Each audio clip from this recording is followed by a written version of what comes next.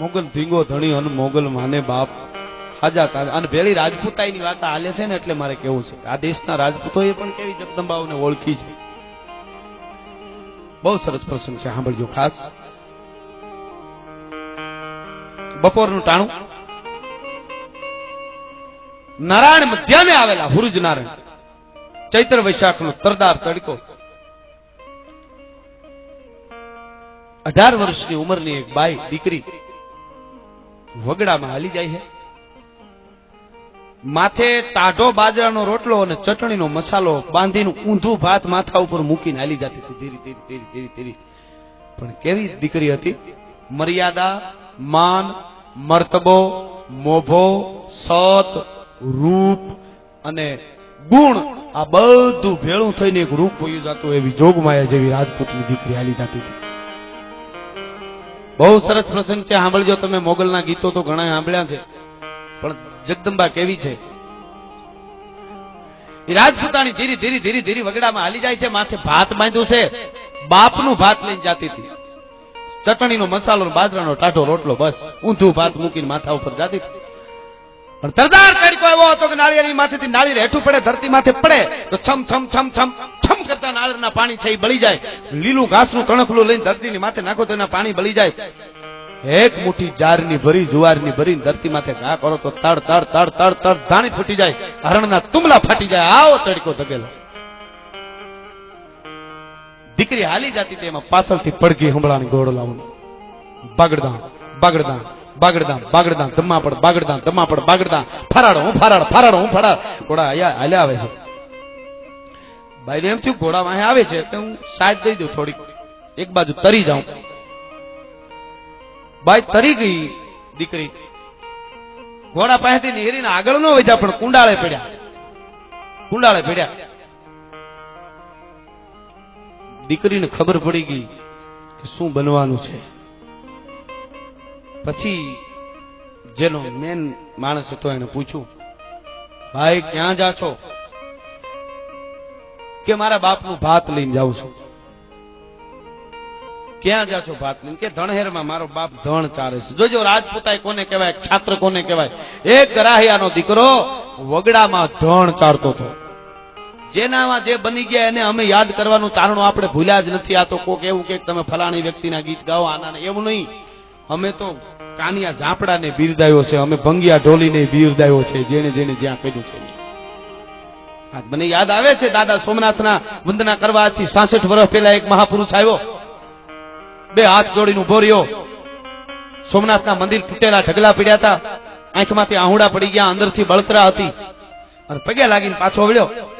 તેથી દરિયાએ એને અવાજ કર્યો તો કે હે ભલા માણસ, પોતાની જાતને લોખંડી પુરુષ કેવરાવે છે, તને દુનિયા લોહ પુરુષ કહે છે, તને મજા આવે છે. આ હિન્દુસ્તાનની શાન દાદા સોમનાથનું મંદિર તો તૂટેલું ઢગલા પડ્યા છે. અને વળ્યો પાછો ભાઈ, દરિયાના ખારા પાણીમાંથી અંજલી ભરી. અને એ માણસે તેથી પ્રતિજ્ઞા કરી કે હે વિધર્મીઓ, હે વિદેશથી આવેલાઓ, તમે અમારા હિન્દુ ધર્મને તોડવાની ગમે એટલી કોશિશ કરો, પણ એક દિવસ આ દાદા સોમનાથના મંદિરને પૂર્ણ રીતે ઉભું કરી અને માથે જો ધજા નો ફરકાવતો હું સરદાર વલ્લભ પટેલ નહીં. આ મારી પ્રતિજ્ઞા છે. ભલા માણસ સાહેબ, એને કરી બતાવ્યું એટલે એને અમે કાયમ યાદ કરીએ છીએ. અમે એના ગીત ગાઈ, બાકી ગાંઠિયા વણતા વણતા સૂરમાં મોઢા કરી જાય, એના રાહાડા ન ગાવાના હોય, એની વાતો નથી આ. પણ જેને કાંઈ કર્યું છે, અદબ તાકાતના જાતવંતા અશ્વજ્યા કરવતે જમીની પીઠ કાપે, એવા આજ પણ ઉભા છે અડીખમ પાળિયા, રાહ જો યુદ્ધની ગામ ચાપે. એટલે મોડીએ પૂછ્યું કે ક્યાં જાશો? તો કે મારા બાપનું ભાત લઈને જાઉં છું. વગડામાં ધણ ચારે છે મારો બાપ. તારું નામ? તો કે મારું નામ સુજાન. તારા બાપનું નામ? તો કે સુરસિંહજી વાઘેલા દરબાર. કે તારે ભાત લઈને વગડામાં આવા ઉગાડા પગે આવા રૂપને નો જવાનું હોય.